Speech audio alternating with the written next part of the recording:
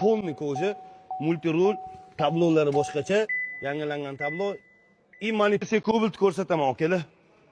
Xo'p, tashqarisida o'zgargan joylari yo'q, lekin motor sohasida o'zgarishlar bor. ABS usulini qilingan, ikkita moy datchiklar o'rnatilgan, konditsioner usulini qilingan. Xo'p, bu full pozitsiyasi midnight. Apshipkalari qolaytirilgan, sidenalari polni koji, multirul, tablolari boshqacha, yangilangan tablo, monitor.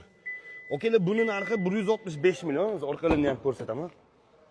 Xo'p, bunisining narxi 156 million, 10 million farqi bor, salkam arziydi, arzimaydi, yozib ketasizlar. Sidenalarda farqi bor xolos, rollari bir xil, tablolari bir xil, motor sohasida ham farqi yo'q, monitorlari bor. Lekin buni qiziqadigan joyi bu Cobaltlarning, okalar, 2026 birka bilan chiqdi. Mana. Kimga kerak bo'lsa, 3-noyabrdan sotuvga chiqadi. Xudo xolasa aloqaga chiqaverasizlar.